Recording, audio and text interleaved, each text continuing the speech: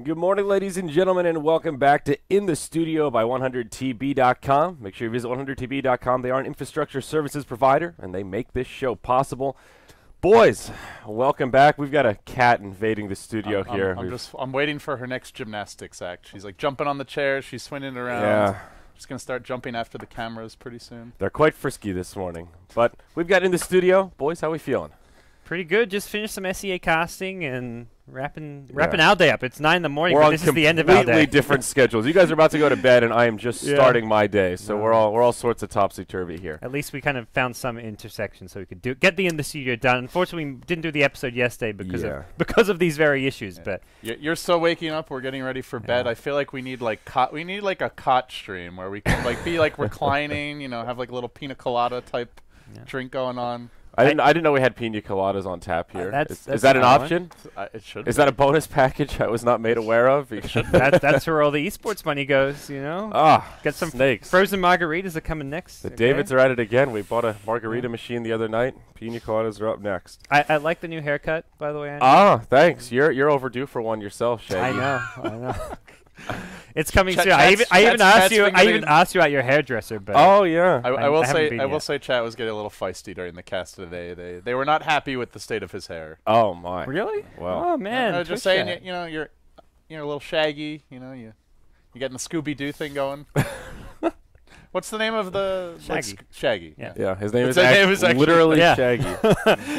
You're on point already, LD. All right. Well, what do we have to talk about today? There's been plenty of roster changes, and I'm a little surprised, frankly. I feel like we're getting into that season where TI invites have to be around the corner.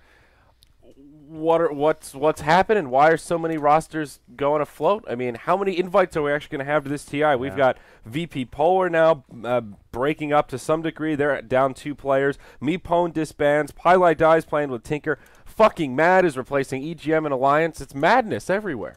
It's kind of crazy. I guess because of TI, like as much as it's like now's the time to stop changing your roster, it's also now's the last chance to actually change it at the same time. So it's either if you're going for that direct invite, you make a roster now. Well, you stick with your roster. If you're going for the qualifiers, you look to change your roster, have the best shot at the qualifiers. And a lot of these teams that are changing their rosters right now seem to be those borderline teams that probably aren't getting direct invites. Apart from China. China's making their last-ditch effort to just mix everything up. So who knows what happens. They have, I think for the Chinese teams, they have less than a week. And then, there are some rumors that maybe Ace is not as omnipotent as it once was. But Ace has said the deadline is March 15th, which I guess we're going to get into more later during the show. But for whatever it's worth, I feel like that date may have been like, when do we think the teams are going to be done? And then they say it's May 15th. But if the teams weren't going to be done, then they would have said May 20th March. It's not even about how omnipotent Ace are versus Perfect World. It's like end of the day, all that matters is Valve. Valve is all that matters too. If you're going to invite to TI, who cares what Ace say? Ace aren't doing the invites. They do need to have their rosters ready for all these tournaments coming up. So you can just prove yourself. You have a lot of established players kind of solidifying their lineups. Obviously, the new IG roster looks on paper like a very star-studded lineup. The new LGD roster bringing Directorate back.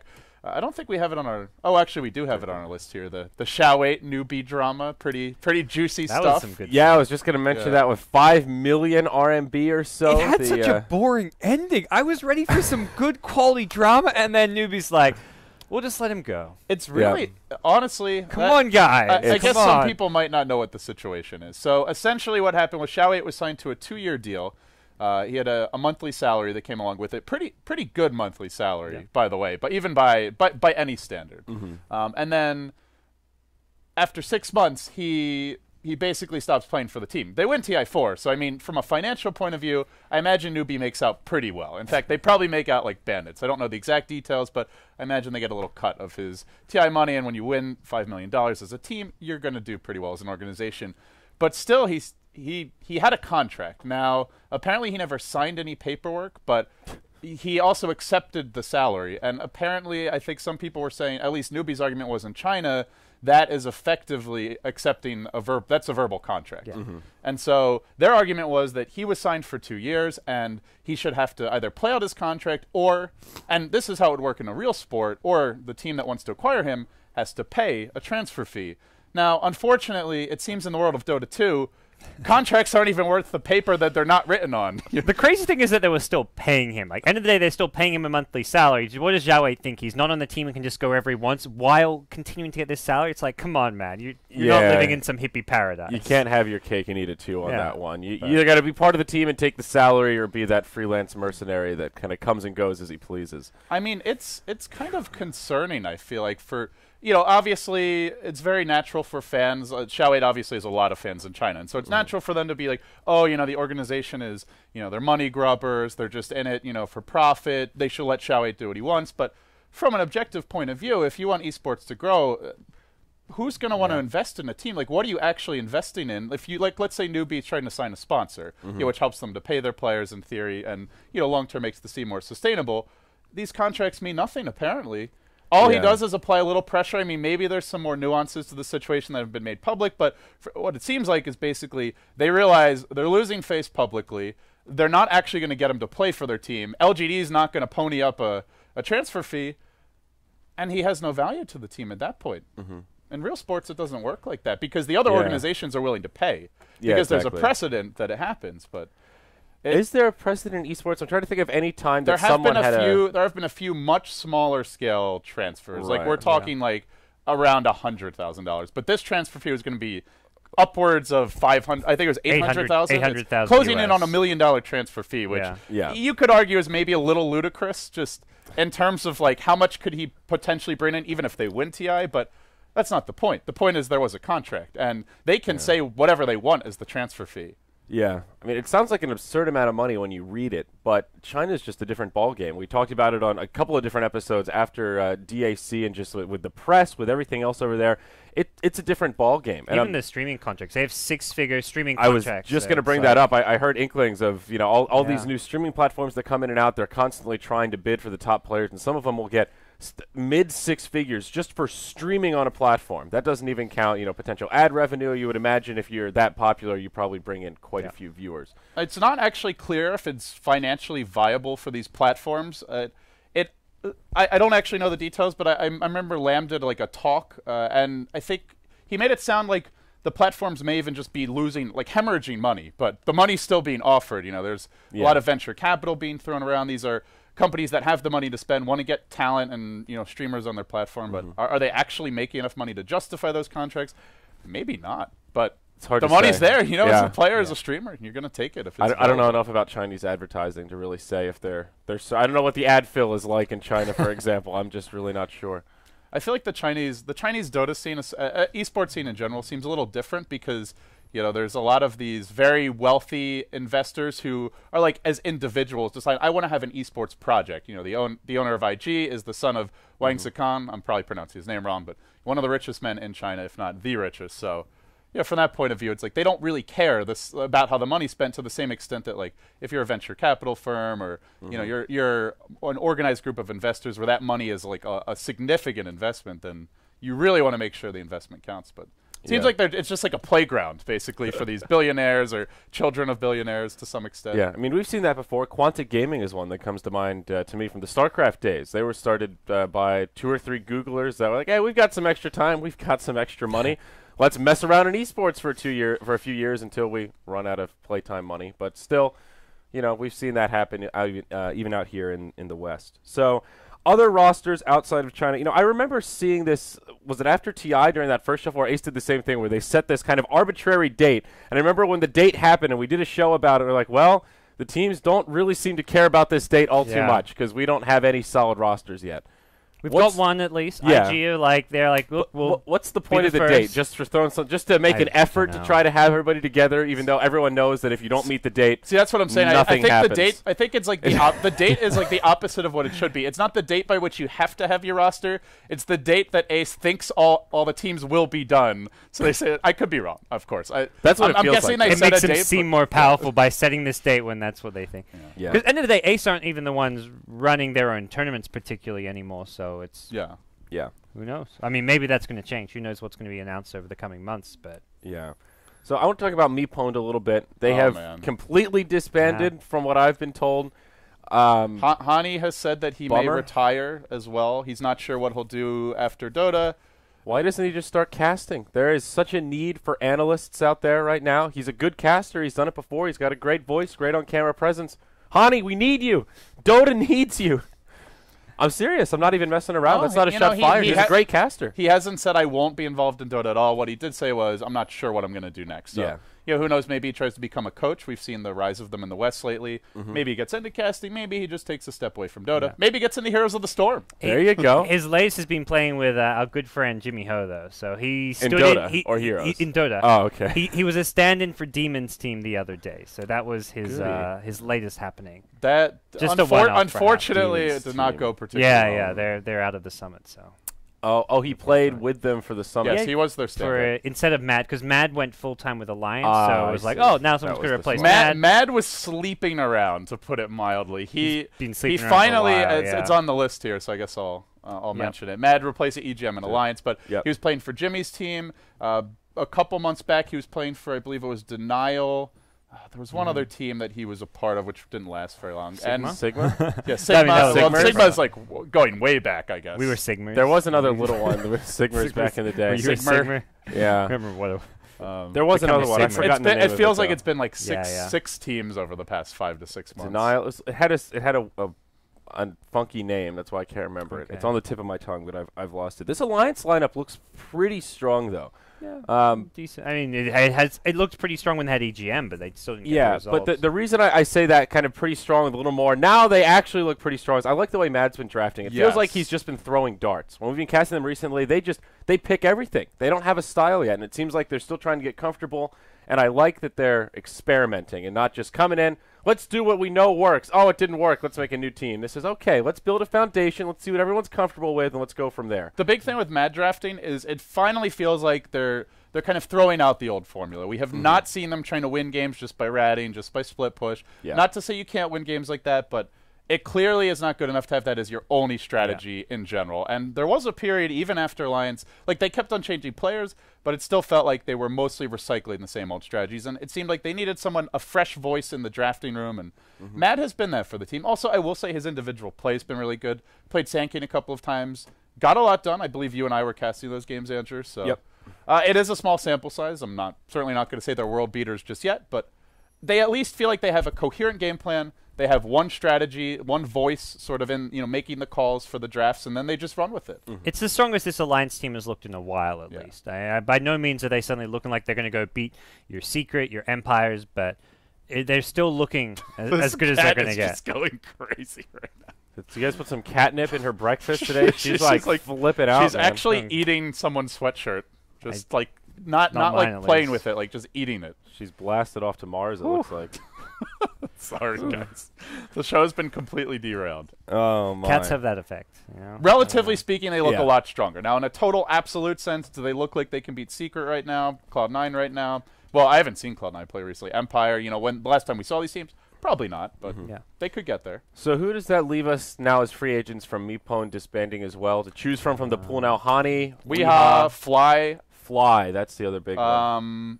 Who else was on that team? They had Exist, who was playing carry for them for a while. Okay.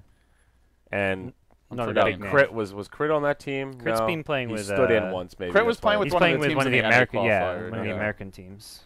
Okay. They also got knocked out, I believe. Yeah. So maybe we should talk about Aces Polar a little bit. It was started as Mag out of Aces Polar, and then it's DK Phobos leaves Aces Polar. Not sure the exact nuance there of who left or was kicked or what happened, but 2 players all of a sudden just up and out of the team. This felt like a really stable roster, putting up pretty consistently mid-tier results. They weren't winning big lands, but they were always doing well. Seemed like it was always Aces Polar Empire in the finals of these online cups. If they stay together with those 5 players they had, that's a TI I would say like 95% they go to TI. Now, do they do that well at TI? Do they win TI? Probably not. But now, jumping, first of all, obviously the 3 players left behind have to kind of build it back up. Funnick is supposedly making another team, but in theory, he's a free agent out there right now in the CIS scene. They could go outside of that potentially. At least with FNG, his English is very good. I'm not sure about the other players, but they went from a sure bet to get there, and they said, you know what, that's not good enough. I guess DK Phobos now going to Navi, as you mentioned. It seems for a lot of these players, it's not good enough to get to TI. They want to do really well at TI, and if they feel like the team has kind of hit its potential, they're going to go elsewhere. It almost feels like at this point, like, who's even out there for Paul? This may be the end of this team. They may have to just do something completely new. Some of the players may go look to join this new team with Mag as well as Artstyle, whatever that's being rumored here, or with Funnick, I mean. So that's the interesting part. You hear Phobos joins Na'Vi, and I instantly think, oh, okay, are they replacing Go Black? Maybe he's the new addition, but it's actually Funnick, one of the longer-standing Na'Vi members, parting ways to supposedly be starting a new team with Artstyle, which I know next to nothing about. It's really weird with Funnick because I maybe it was just a mistranslation or something, but I read his post on the I think it was on the Na'Vi website, and it sounded like he was like taking a step back from Dota. I think he'd recently got married or was about to get married. At least there was some rumor of that. Really? He has a serious, significant. He's one of the Na'Vi guys I haven't talked too much. He's so quiet. He is very quiet. Very. You know who talked to him a lot though? Roland. Really? Yeah, Roland. Roland. You know, he smokes. That sounds like a Roland thing people, to do. People who smoke, you know, they'll go out back, they'll have a little chit-chat in the LA sun, you know. It just takes that one time when you're out of smokes and you have to walk up to Roland and be like, sorry, but can I bum a cigarette? After that, that's your friend. He showed up to the summit, too, with a carton. Roland was like he was a dealer. I mean, cigarettes are legal, sure, but, you know, he came. Carton in one hand, Shavas in the other. He's like, I'm ready for the summit. Let's do this. That's how he makes friends. He did a good job of that. Everyone, all the players who smoke love Roland because they know he's always got the hookup for them. Yep. So and he's eager to share. Yeah, I mean, no idea what's going to happen with ASUS Polar. What region is actually stable? I mean, America don't even get us started on that region. SEA's been shuffling a lot. The Rave looks pretty stable, but outside Mineski for now has the same roster. Who knows if that lasts for long? Outside of those teams, we've just seen both MVP rosters change up. CSW has been stable, but if they don't have good results, maybe they look to shake things up too. I mean.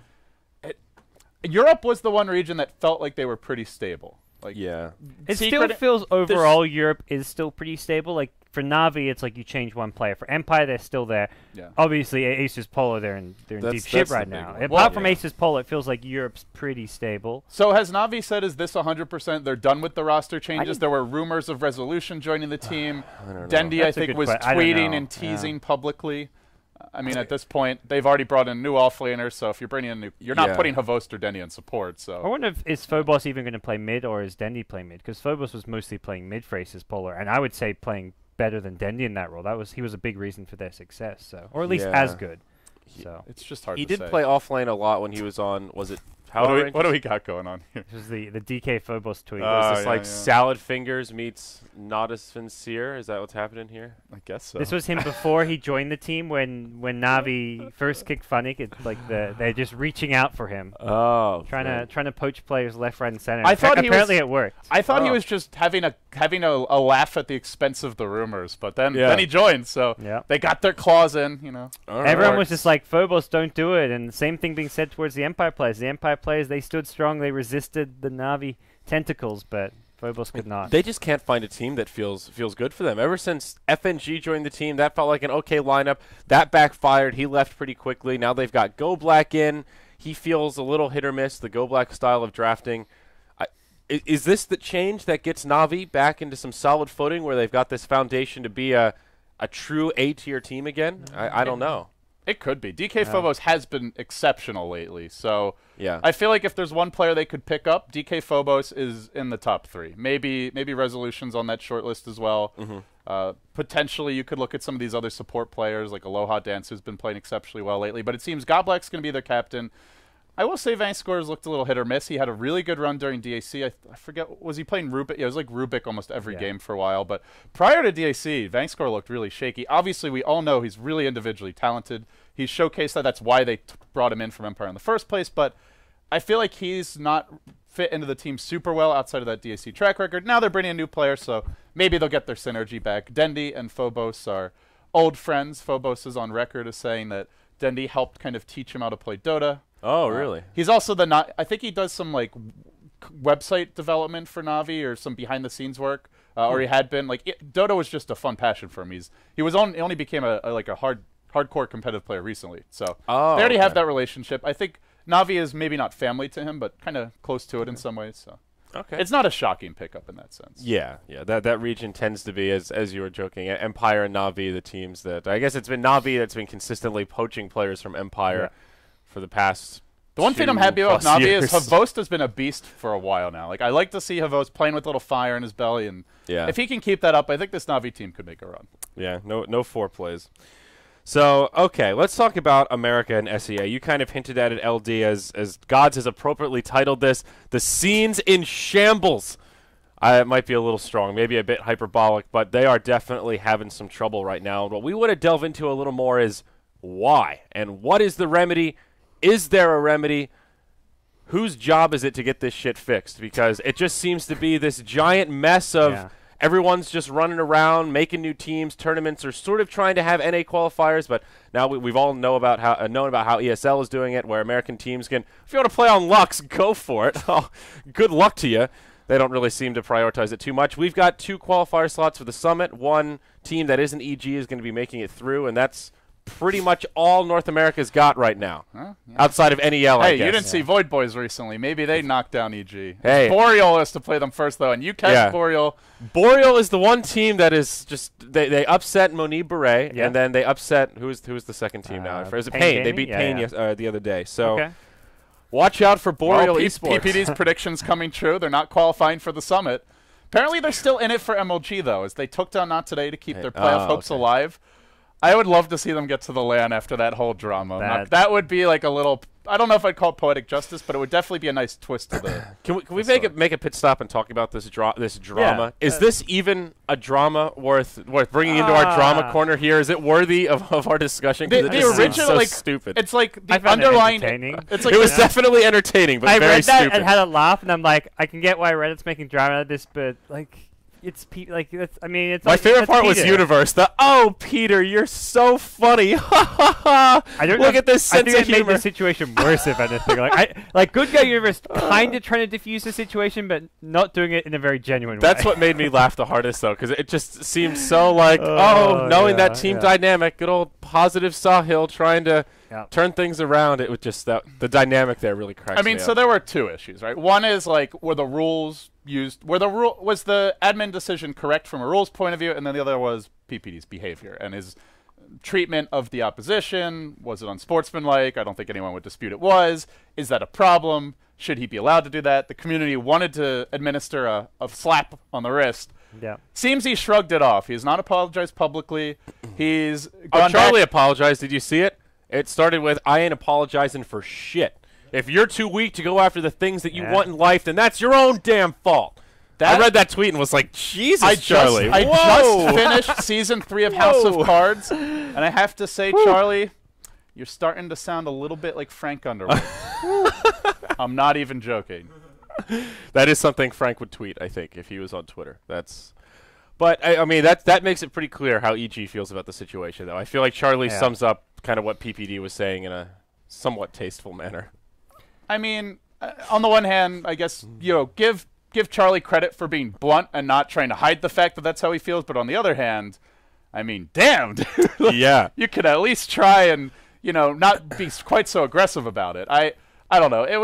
It seems like one of those situations where if they could have it back, if they could have a do-over, maybe they would have handled it differently. But the core issue, of course, was the question of the server for the game, and at least that's how it started. And I believe the MLG, like in the actual written rules, it says that US East is default, and both teams have to agree to play a non-default server, and this is true for all regions, regardless of. No, it's not. Both teams have to agree. It goes back and forth, right? Wasn't that? No. The rules say that they have a default server. Both teams have to agree to anything else. Okay. The admins can decide a different server if they decide it's more fair. It's not both teams have to agree to another server. That was the issue there.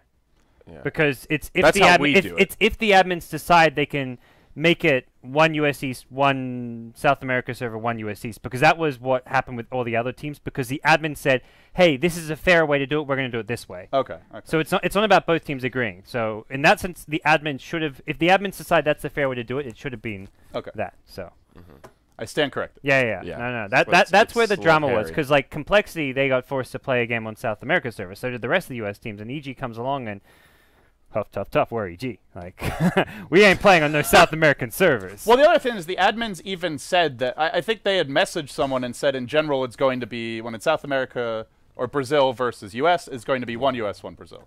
That was something an admin had sent in like a Skype message. Of course, it wasn't written into the rules. And so, you know, someone else got wind of this and was using it as evidence of, you know, favoritism, basically, for EG.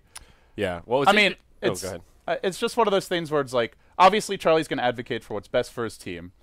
That's his job. But you're crazy if you don't think that, at least on some level, you know, it's important for the admins to make sure that EG plays the event. Now, Charlie never threatened to withdraw. You know, they were salty. At least not publicly. They didn't blackmail them, at least not publicly. There was no evidence that EG was, like, trying to, like, play their trump card of, we'll withdraw from your tournament if we don't get the server rules our way. It was more, you know, do you reckon that was happening behind the scenes, though? Because I don't know about that. I'm really not going to speculate, but it's more. It's more.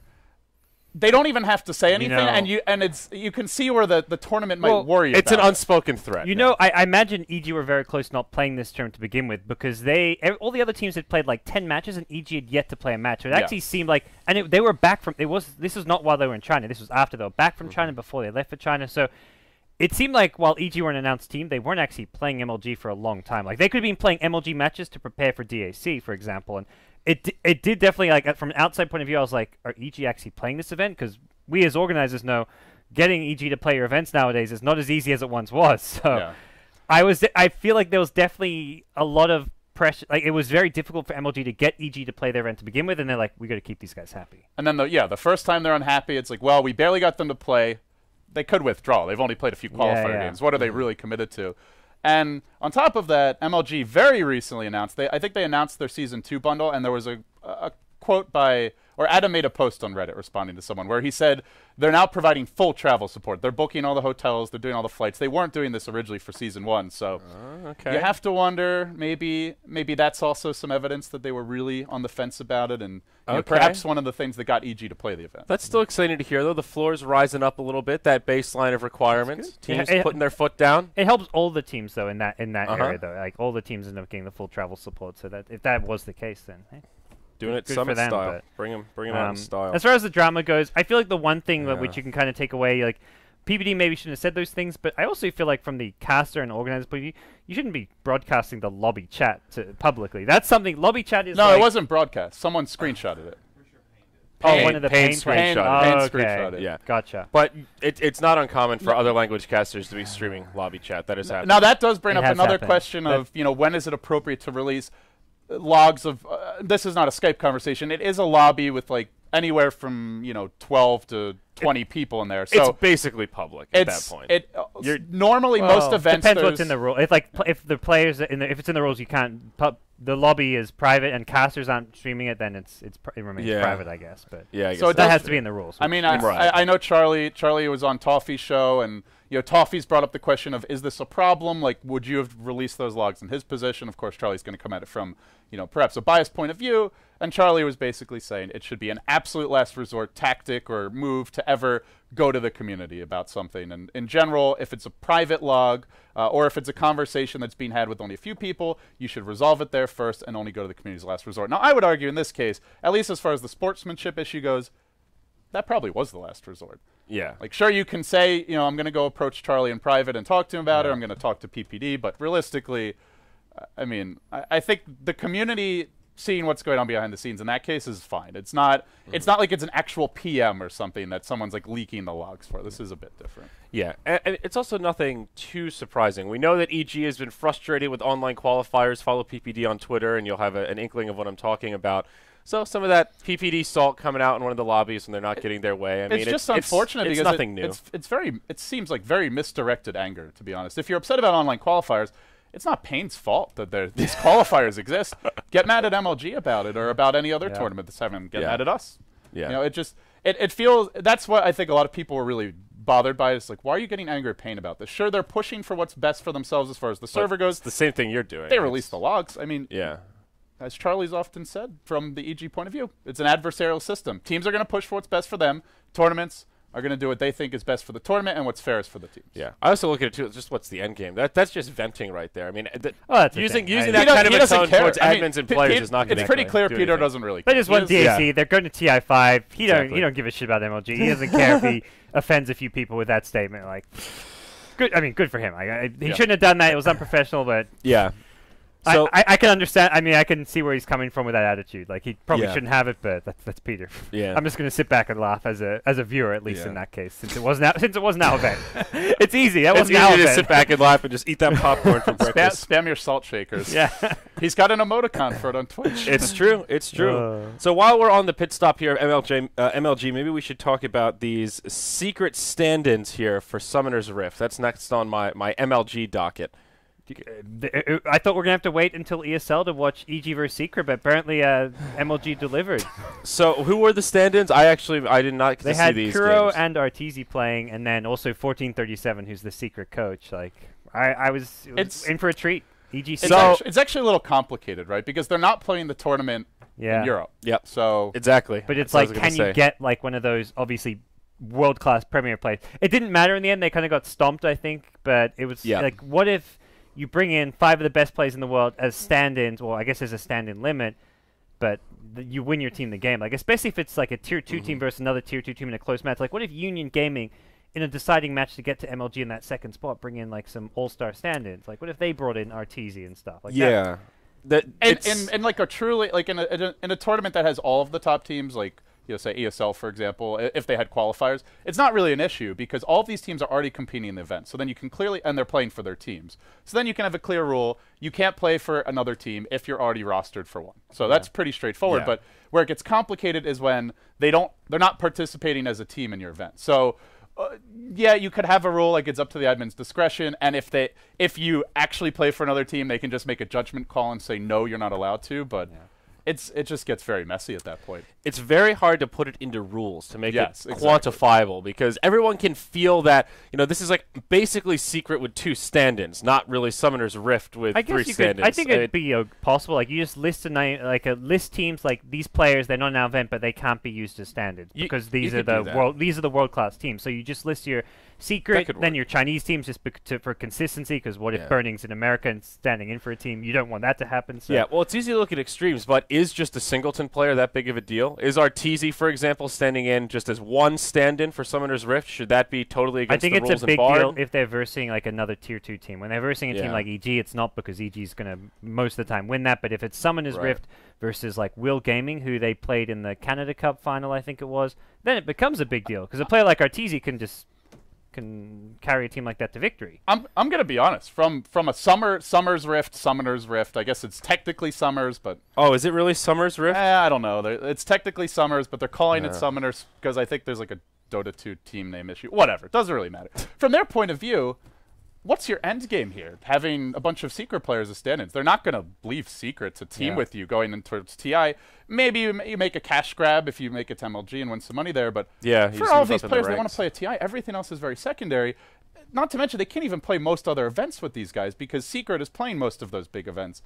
I don't get it. Like I don't know who are the other 2 or 3 players, like Demon and I'm not sure who were the Demon, 2. Brax, 1437, Kuroki, and Arteezy, was it? I think those were the 5. That sounds right. Yeah. So like, what's your end game if you're Demon and Brax? It just doesn't. Maybe they just have given up on TI and they're like, let's just win whatever events we can now. Just play competitively. It is good. It's obviously great to play with those guys. It's Secret are a world-class team. You can learn a lot from playing with them, but at the same time, Demon and Brax are pretty established players in their own right. So I mean, it could have I don't get it. It could have been as simple as we have a match starting in 20 minutes. We don't have a team. Anyone, please, can you help us? Well, and Secret was available. I believe they're technically those are like the officially rostered players. At least a few of them. Like 1437 Arteezy, I believe, are officially rostered for Summoner's Rift in MLG. Oh, so they're like their backup players. Hiroki might have actually been a stand-in. I don't actually know what they're. But I'm pretty sure they weren't like 3 stand-ins. I'd be surprised if the Join Dota rules allowed for that. Right. Holy Master's normally pretty strict. Yeah, but it still feels like you're bending the rules when it's they're official members, but they're actually on Secret. I just keep on going back to like, what is the also, and then the other side of the coin is if you're Banana Slamma, Jamma, or any of the other guys on Summoner's Rift, like obviously it's still a team that has some potential. You're going to play with them, but it doesn't really feel great that you're getting, you're just the backup option for when the Secret players aren't available. It doesn't really do much for the team morale or sense of cohesion. It's rough for the team dynamic, I think. We'll play with you guys if there's no one else better around, but If the big guys show up, you're taking the back seat. I wouldn't really want to be in that position if I was a pro player. Doesn't sound like much fun. I mean, he played for them in the Summit qualifier, so yeah, people are saying he's booted, unless that happened like right after the Summit qualifiers. I believe it's just because they have these other options for MLG. That's how I understood it as well. Weird situation. It's very weird. Very weird. All and right. it's funny because Secret could have just played the event, but they didn't want to as a team. So instead, they end up playing the MLG event anyway. Well, this is is very bizarre. This is much lower commitment. You're just hanging out your standards. They can always peace out whenever they want to. As stand-ins, Exactly. I guess you have very little obligation to really see it through. And you're not associating your team's brand with the event. So. Yeah, that's the other thing. So, all right, let's go back to the scenes in shambles here. Let's talk NA and SEA. I don't know if we want to talk about them individually. It seems like similar issues, just general lack of stability. Yeah. But what is the actual, almost tangible difference between these two scenes and then China and Europe? Those are kind of the four big regions, and it's 50-50. Two of them are fairly stable. China goes up and down, but at least there's some infrastructure, there's teams, there's trading, there's all this stuff going on. How did NA and SEA get left behind? Well, SEA, I think they're kind of different situations. Like, you look at SEA, there's certain unique issues to the region that most other regions tend not to have. Those internets. So you have military service, internet issues for a lot of the countries. On top of that, I would reckon that a lot of the players tend to be younger. Looking at a lot of these teams, like most of the top Western teams right now, I mean, you have outliers like Sumail, Resolution's pretty young, but most of these players are like 20 plus. A lot of these SEA teams, the players aren't even 18. So I think age comes into play here. And the other big thing with SEA is just a lack of real investment in the scene. Like, Titan was the biggest SEA sponsor. They're not an SEA organization. They were sponsoring an SEA group of players with the original Titan roster, but I think those are like the big four things that really jump out at me. And there's also not like major all-stars might be that one like first big tournament that really injects a lot of money into the scene and changes the way things work. But up until that tournament, what was the biggest SEA only prize pool? Like 30K maybe or something. There was that IESF tournament, which might have been 50,000, but that wasn't really an SEA tournament. What was GMPGL at the end of last year? I think that was either 20K or 30K. So. And it wasn't crowdfunded either. It was crowdfunded, but by crowdfunded it was like very little crowdfunded. Effectively, it wasn't. It wasn't crowdfunded by the standards of it got like $2,000 or $3,000 from crowdfunding. You compare it to like the Dota Cinema tournament, DAC, TI, the Summit. I bought my ticket, LD. I added to the prize pool. Well, unfortunately, not too many other people. I did my part. Okay. Good work. But that so I feel like SEA has those issues. With America, there is a slight lack of tournaments, but still, MLG is injecting a lot of money into the American scene. Well, ESL ran ESL New York. They don't have the qualifier slot for America for Frankfurt, but presumably they'll continue to do some stuff for America. And just from an advertising sponsor point of view, it's a much more interesting market to get into. America has opportunities. I feel like as soon as an American team proves himself, if there ever is another Tier 1 team anywhere near EG, they're going to get picked up by a big-name sponsor. You've got organizations in America who are willing to get a Dota 2 team. Your Team Solo Mid, they want a Dota 2 team. They've done offer to some big-name teams. You've got other organizations. They done offered them. You've got Team Solo Mid. You've got other organizations like Curse Gaming. These organizations have tried to get Dota teams at various points over the last year or so. But there's no teams available. There's no options. And right now, they could go after a Summer's Rift. They could go after one of these Tier 2 American teams. But they want a Tier 1 team. They want a team that's going to be at TI. That's what all these organizations. The next EG. Yeah. Problem is, there's only EG right now as far as America goes. They could go for a European team, which I think some of these organizations have considered, but there's just no real availability. So as soon as an American team proves themselves to be a Tier 1 team that can compete with the best of them, they'll get picked up by sponsors. The same for SEA can't entirely be said. So, yeah, I think LD hit the nail on the head with a lot of the points of just unique issues to the region of SEA that aren't getting fixed anytime soon. They're not laying down fiber to connect all those islands to get the Pinoy internet up to snuff. So that's going to be a consistent issue over in that part of the world. But I totally agree about North America, and I feel like there's almost a chicken and an egg thing going on here where we have these teams of all-star players that want more tournaments where they feel like, well, if there were more things to take seriously, we'd have a serious team. And tournament organizers think, well, if there were more serious teams, maybe we would have more qualifiers in that region. And I don't know who really has to strike first, because we have qualifiers for the Summit 3, but it feels like that has not really made a difference. All of these all-star lineups have gotten dominated in the first phase. I mean, we probably had, on top of the teams that were invited to the tournament, we had like 10 to 15 teams with a lot of, known players from NA Dota, from NEL, that crop up like 3 days before the event. We've already announced the qualifier list. Like there's no slots for open. There's no open. It's already been chosen. And all of a sudden they come out of the woodwork with teams. It's like, where were you when Canada Cup was happening? Where were you for a lot of the other online tournaments that have been available to up and coming American teams? There are opportunities for American teams. That's kind of the frustrating thing, is it feels like these players can only, they want to wait until there's an event that's like pretty big and then they want to make their move. But realistically, I think the best thing from an organizer point of view that you can do is, if you want to help grow the scene, is reward the teams that are stable and are having decent results over maybe a team that's slightly more star-studded but has proven nothing, because the Demon stack fell short, the Merlini Fog TC stack fell short in the Summit qualifiers. Void Boys, a team that has one player who's pretty well known, Pat Sol, at least by people who are insiders, basically. He doesn't have a huge Twitter following. They did well, but nobody would have. If you poll random, if you did a Dota 2 lounge bet, anyone who's betting on Void Boys is only doing if they've seen the results, not because they know the players, not because it's a popular team. Right. And it is a chicken and the egg problem, but the smart teams are the ones that are sticking together. Like Leviathan last Summit 2 almost qualified. They did a lot better than a lot more established players who just slapped their stacks together and tried to roll with it. So.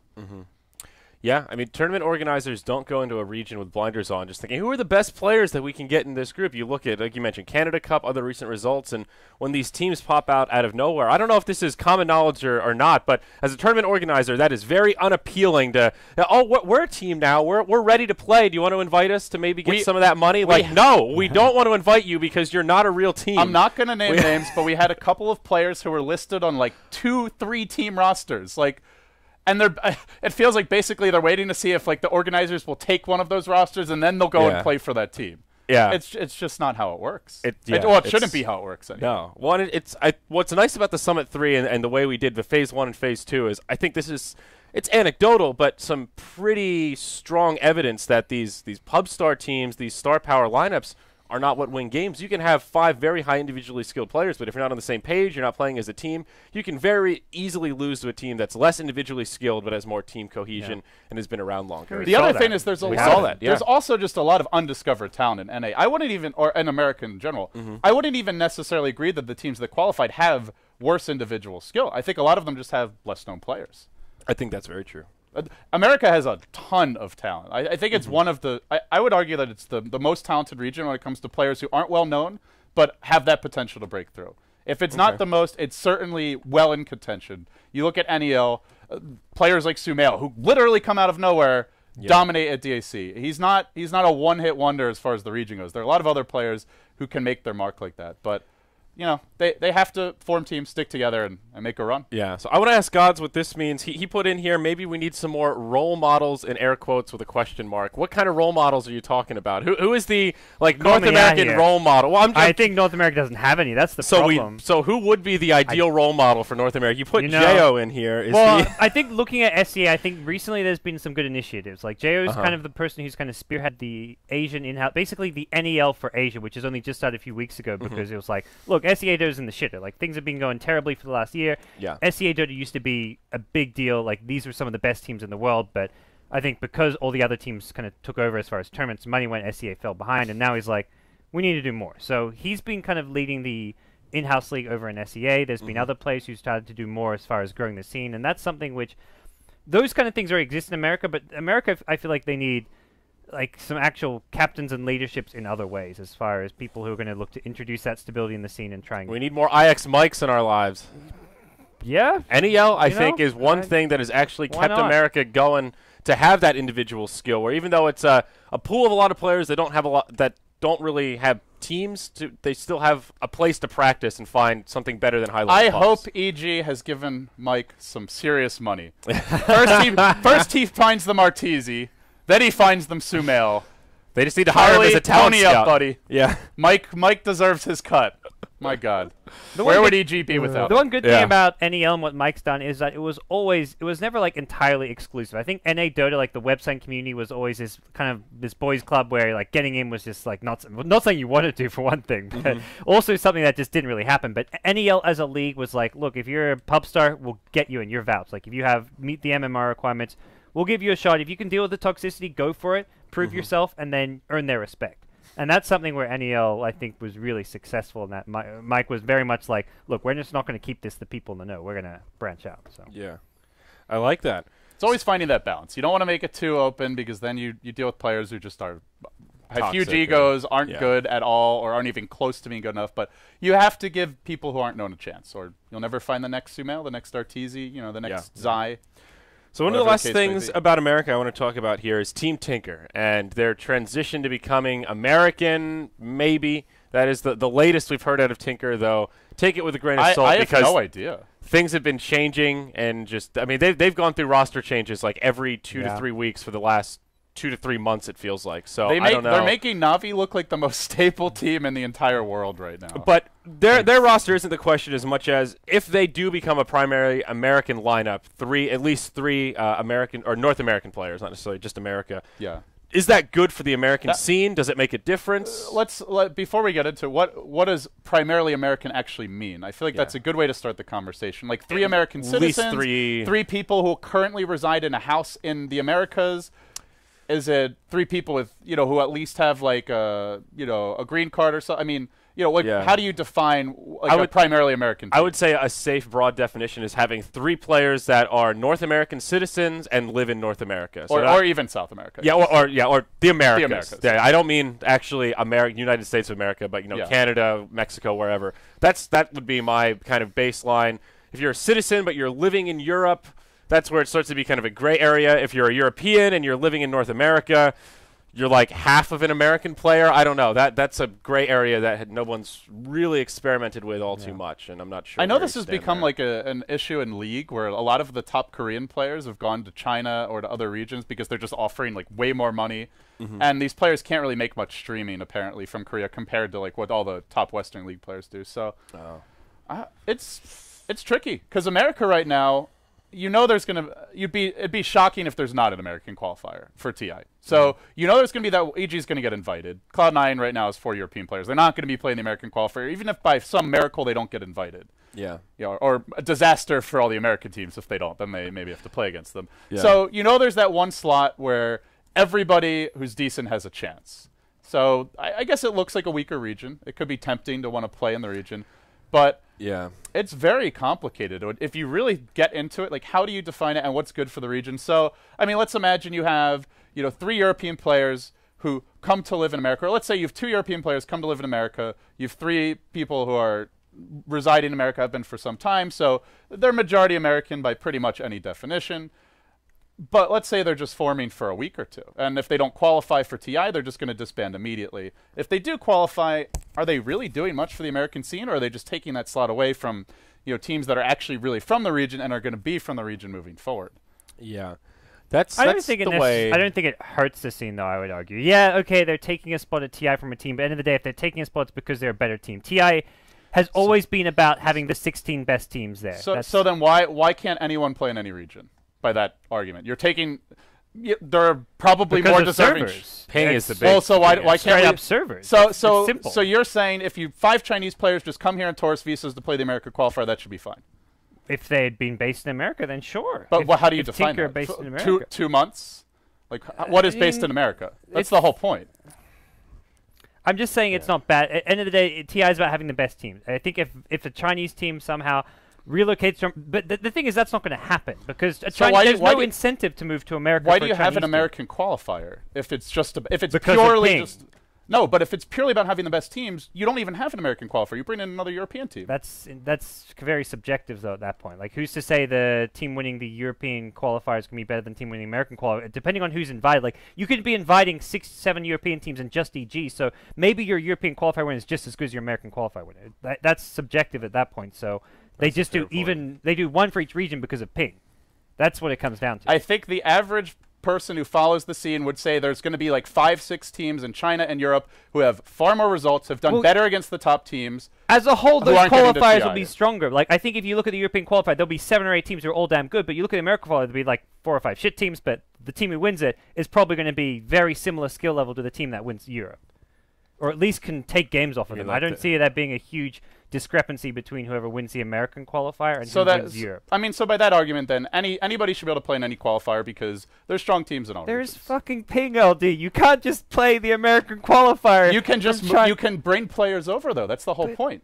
Yeah, God's so saying you're just going to contact IG's just going to contact Valve. Oh, by the way, put us in the American qualifier. No, they're just going to move there and play. That's the whole point. But you don't do that because there's. But I mean, we're talking about a scenario where there's no tournaments there. But there is no scenario where that he's talking about more philosophically. Is that okay? Like, if a team did that, should tournaments be okay with that? If there was an American League system like LCS, then yeah, it's okay. I mean, isn't Zephyr kind of the precedented team for this? A team of non-Koreans moving to Korea. And what to Zephyr play did is totally okay. Yeah, so I would side more on the God So from your here. point of view, you think that it's fine if anyone goes anywhere to play any tournament. There shouldn't be restrictions. There shouldn't be region locking. This has been a big issue in WCS for a long time. So if people argue that Koreans should not be allowed to play in America, should not be allowed to play in Europe, those regions should be locked. So if IG moved their whole team to America, they had a team house here, all 5 of their players were living here, and they said, we're committing to this for 12 months. We've got visas, whatever it is. We want to play in Summit America. Would you argue yes or no that they should be able to play if that was the arrangement?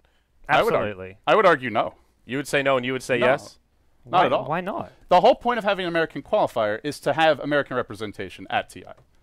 But it's not. I'm not talking about TI. I mean, like Summit or any other tournament. Like, what the IG? Let's say an American organization picks up the IG roster and they're based in America. Like, why aren't they playing in the Summit America? They're based in America. Are they not? Yeah. So you're saying every tournament out there should not let this team play because they're in. Or if they have to play China qualifiers from America on 350 fucking ping. That's what you're saying. No, I'm saying okay, so let's say that's not what I'm saying. That's a complete straw man of the argument. No, it's not. You said we would not let them play if they were based in America for a full year. You were saying they would not. If they're based in America for a full year, absolutely they can. That was the premise. They're committing for 12 months. We're not talking about that listen to Andrew. Listen to Andrew. Please. If you stop yelling at me, maybe I'll be able to listen. I don't know what you're arguing We're talking. The premise was a year. We began this discussion with a conversation about Tinker. Yeah. Maybe bringing a bunch of European players to play in an American qualifier. They're not in America now, so at most they've been here for a week, a month.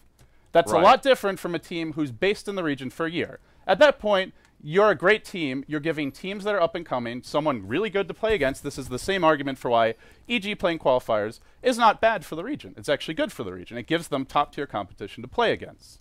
But if a team just shows up for a week, just plays the qualifier, takes the slot, that does not really benefit the region. You maybe get to play 3 games against a top-tier team. Whoop-de-doo. You don't have an American team going to TI or to any other major tournament, getting exposure at the event. There needs to be some sort of, you have to be based in the region for a certain amount of time. You can't just be showing up to a weaker region. So what is the amount of time then? Like it needs to be longer than a week. Well, I don't think anyone would no one's moving to America for a week. If they knew they could play in the TI qualifiers and get a slot where they otherwise wouldn't, absolutely teams would. I would say a month is close to the minimum that I would think of as, okay, they've made some kind of a commitment to North America. I mean, for Zephyr, they had to deal with that a little bit. Didn't Korea have something with prize money where you don't just get paid outright, you have to stay for a certain duration after they won the Nexon Season 2 or whatever it was, they had to stay for like the rest of a year. I mean, that doesn't work for other events, though. The only reason it works for Nexon is because they're running more events and they've already moved to Korea. They want to continue making money in Korea, right? Well, yeah. I mean, Nexon has a certain degree of power that doesn't really work for TI, or for most other major events. You play ESL Frankfurt, they're not running an event for 6 months. They have no hold on you as a team. I just hope Valve says, screw you to all these region abusers and does a LAN qualifier for America plus Europe combined, and then these teams trying to take advantage of America suddenly have to like, oh, by the way, you're going to go through all these CIS teams. Good luck. A LAN qualifier for a LAN. I like that. I mean, that's good. It's not PPD would be happy. Yeah. We'll have a mini TI to qualify for the big TI. It's not about a mini TI. It doesn't have to have the whole production and all the bells and whistles. It's more just about making a fair qualifier. So you're getting TI. If TI is about the best teams, then you should try and minimize how much it's region-based, I guess. Which, I mean, from speaking in the past to Valve, it was more about having the 16 best teams in the world rather than having even distribution of invites. I remember people looked at, like, it was after TI2 where people, or like when the TI2 invites went out, they said, oh, it's done this way because there's half east, half west. It was never the case that it was meant to be half east, half west. It maybe just happened to kind of end that way, but it was always about having the best teams invited. So and that's, if Valve want to kind of stick to that philosophy, then the next step is going to be combining like 2 regions like America and Europe, combining China and SEA. I still think you can't combine all 4 regions in a LAN qualifier. It gets kind of too complicated, but I think you could combine those 2 and do like East and West. It's not good. It's not good for the scene though. TI already casts too much of a footprint as it stands, and in order to choose, you have qualifiers regardless. But in order to decide who comes to the LAN, you have to have online qualifiers anyway, or you're just directly inviting teams, and then you directly invited teams to the online qual. It'd be the exact same format, except you just go straight to the LAN. And so if it's 16 teams, it casts some pretty damn big footprint. I mean, it does that whether it's online or LAN. And much more so when it's a LAN. It does, but you could still take up the same amount. I mean, the same amount of time in theory. So, yeah, I think there's ways around that. In practice, I don't really see it casting less of a shadow. I see it casting more of a shadow. Yeah, and Valve is very cognizant of that. They don't want TI to get any bigger than it is. They want to have other events. DAC is a perfect example of the direction it seems they want to go, which is not having TI become like a 3-month, 4-month, 5-month marathon of an event with an array of qualifiers leading up to it. They want other events to fill that void. Yeah, I don't think I mean, I would love to see it too. It would be a lot of fun to see, North America and Europe combined. It's not really an issue with SEA. And nothing. I think last year was like 16 days of qualifiers. You could do a LAN qualifier and have it be shorter than last year, though. Like you could make the whole thing be done in a week because you're already combining 2 regions in one. So already you've half the amount of content in theory, like half the duration. I'm all for it. I don't see them doing it. Yeah. No, I don't see them doing it this year, but I think it could be something which would make a lot of sense as far as we'll see. We'll see how well the region abuse goes, and then maybe they'll change for. Well, and another team who's kind of relocated regions has been the eHome team. They're back in SEA, which, I mean, they're at least SEA players, so you can argue it's definitely makes SEA scene stronger. But this is a team like where it's like if they were playing in China, they would be growing and doing more as a team. So going back to SEA does feel a bit of a cop-out, but at the same time, Mushi has said he does want to help the SEA scene. So I feel like that's something these players say. By taking their precious qualifier slot away from other teams. Yes. These players say it, but what's he actually doing to help SEA? I think some players like Jay are going out and proving that they're actually there to help the SEA scene, but Mushi he can say something like that, but there's no action. In Mushi's defense, he does a lot of like workshops, he's done training seminars, he's done a lot of not behind the scenes, but like public type events where, maybe he's building his personal brand, but he also is making an effort to trade players. He's done some coaching as well.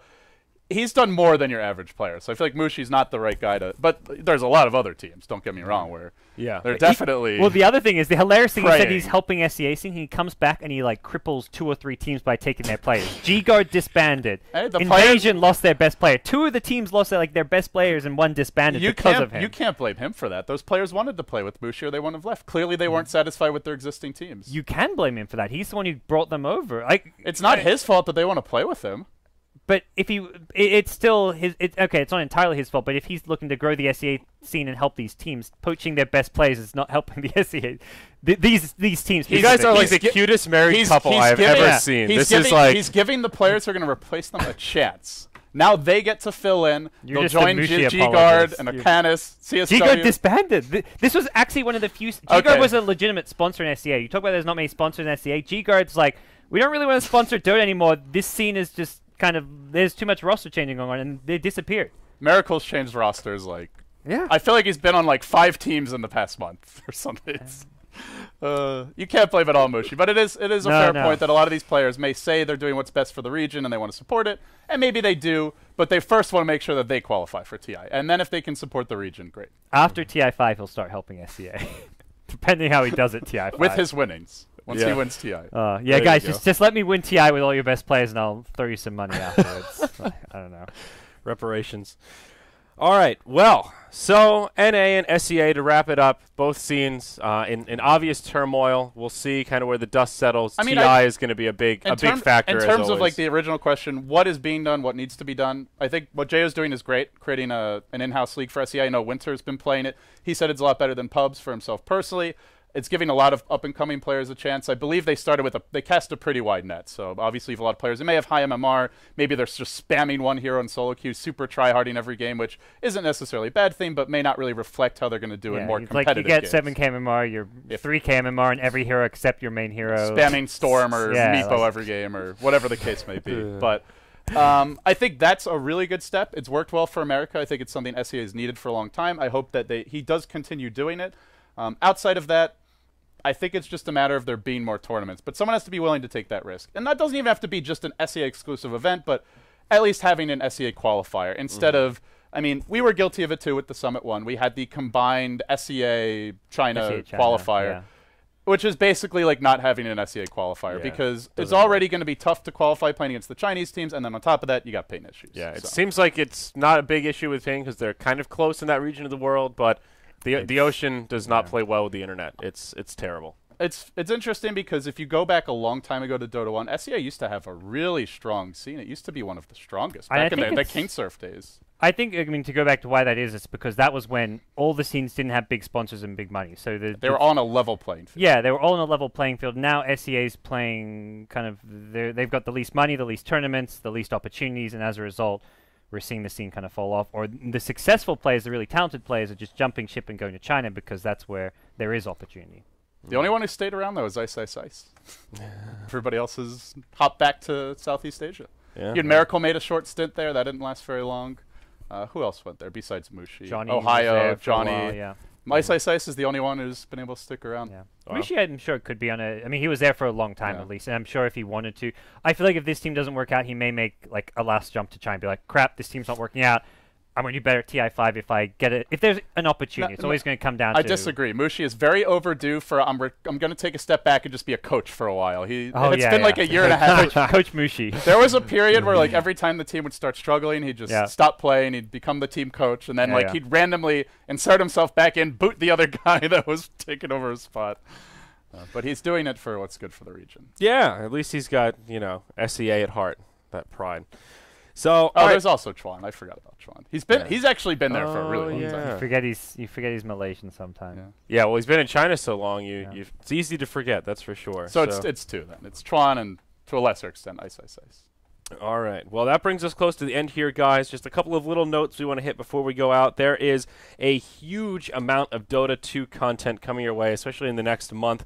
The 2 months of March and April in particular, there's going to be the next season of Starladder, which is, I think, announced. I don't know if it's meant to be announced. They start casting Starladder in like 4 hours, by the way. It's meant to be announced today. I don't know if it is. I feel like we can just say whatever we want about it. Like Starladder's coming. Check the Starladder website, dota2.starladder.tv. They got a new format. Improved prize pool.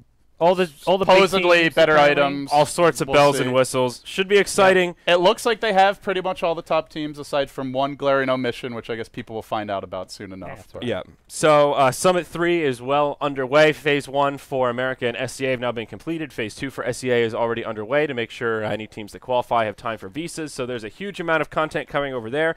And Major All-Stars, that's right around the corner. Gods and I are leaving for Malaysia and a week here, something like that. Have they booked your flights yet? I don't know. I've been spamming on Skype. They told him his flights would be booked last night. Find out. Good. Maybe not. So that's exciting. It'll be Yumi and Winter. I don't know if we ever posted that image. I posted it on my social media. I went YOLO. Oh, did we get an image for? Oh, I never saw it. Oh, maybe it was just sent to me. Well, I hijacked it. I leaked it. Sorry about that, gang. I might have messed up our announcement. You told me it wasn't a secret, so I just well, it's not anymore. You tweeted it. Well, I gave it a 24-hour grace period. Said, okay, I guess we're not using this. I'm gonna make use of it. Okay. I'd already randomly mentioned it on stream. I think. I don't know. We're bad here. Lots of Dota to keep your eyes peeled for, but one final shout out, the DIRRRRTMAUL boys, Sir Action Slacks, P-Flax, the innovators in the streaming space. DIRRRRTMAUL, basically, you take 5 of your random viewers, and then you put them in a 5v5 matchup against someone else's viewers, and then you and that other streamer get together and you cast it and make fun of them. I watched some of the games. They were okay. Pretty much it. But the real crowning jewel of this tournament was the promotional video that Sir Action Slacks made. That was an absolute treat. Also had a great little... When I tuned in, he had an awesome little stream where he had, like, streams within the streams. You couldn't tell what was going on. You'd see the Twitch ads playing on, like, multiple streams at once. And he had, like, 3 ads playing at once even on the 4 ads streams. It was hilarious. Like, it just summed up how entertaining this thing was. Like, it was actually a really cool thing to watch. Yeah, so it's a cool idea. It's a good name for it, too. He first PM'd me. He does that thing where he calls people randomly. And he just, like, actually calls people out of the blue, which... I like something people do with their phone, like, right? But it's not really a common practice on Skype. After he's done it to me twice. I'd block him so fast. And both times he's apologized. And I said, Slacks, I wish I had the balls. I wish I had the balls to just randomly call up Dota personalities and just start talking to him in a crazy accent with no context. Zyori, what do you think about this series of DIRRRRTMAUL? Does Shiver have a chance? I'm like, what the fuck is a DIRRRRTMAUL? Why are we talking about this? He's you like, know, I'm not gonna lie. When someone calls me on Skype, if it's not scheduled, I just assume it's a misclick. Like it's just a mistake because nobody does that. Well, that's what I thought the first time. Yeah. See, now it's happened to me, so I know. Oh, I even got out of bed, got the mic on. I was like, all right, let's do this. This is a Slacks moment. You got to give him something to work with, and then it's because people aren't. Well, I guess with Dota players or people who game a lot, maybe they are, but people aren't always at their computer. That's normally why you call their phone. But he just cuts to the Skype. I'm always at the computer. He knows. He knows. But it's exciting. You know, it's similar to that. I like doing the streamer plus 4 subs. That's a fun kind of Dirt Mall-esque game mode that you can do. But interesting. It's fun to see new stuff happening in the individual streamer space. And it was fun. It was something different. You know? Yeah, like you say, different. It was just... I mean, there's a lot of just your casual pro play streams, even personality streams doing their clanny stuff, your tournament content. This was just something, an event organized around the personal streamers that was just added that extra level of entertainment and competition. It was kind of like the best of both worlds. Slacks is a creative guy, creative bloke. A little crazy, but very creative. That's very for sure. Crazy.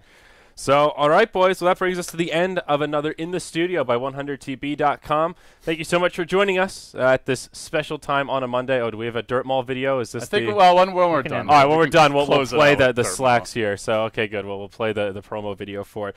I think there's going to be another season of Dirt Mall, so stay tuned. I'm sure it'll be all over the subreddit. But that's it. Make sure you guys visit 100tb.com for any server needs you may have. Again, they make this show possible. Big shout out to them. But that's it. We'll be back on Sunday. At least that's the tentative plan. You never know. We may sneak a Monday episode in at you. But until then, guys, take care. We'll see you next time. Dirt Mall.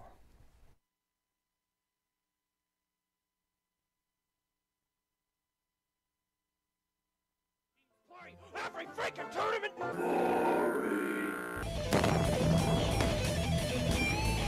Are you sick of professional casters that actually know what they're talking about?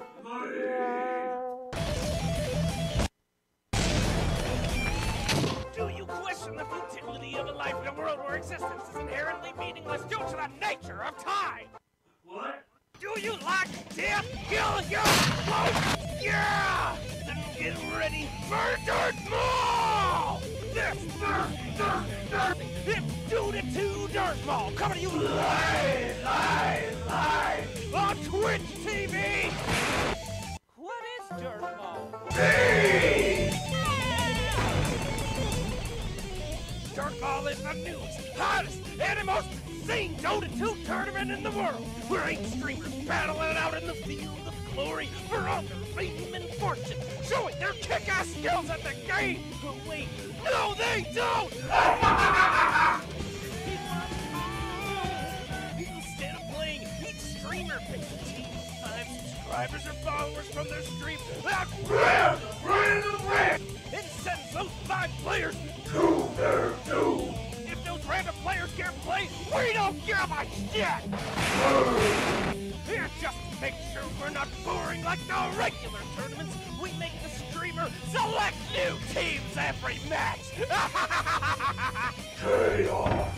Meanwhile, we force the streamers to watch their old fans and friends die horribly and cast the match in a completely biased and unprofessional manner. No! What will be the brackets? We don't know! What will be the game mode? We don't care! What is the point? Explosion! Dirt Mall 1, start! Rests and stuff. Dirt Mall! Period flex. Dirt Mall. Shaver. Dirt Mall. No deep hex. Dirt Mall. Shane no man. Dirt Mall. Zarax and Flax. No name. Dirt Mall. And Amanda. Dirt Mall. Be there or die. Non-attendees of Dirt Mall will not actually be murdered. Make sure to show up on Twitch TV this Thursday to collect your prize and participate in the tournament. Thank you for watching and have a wonderful day. Yeah!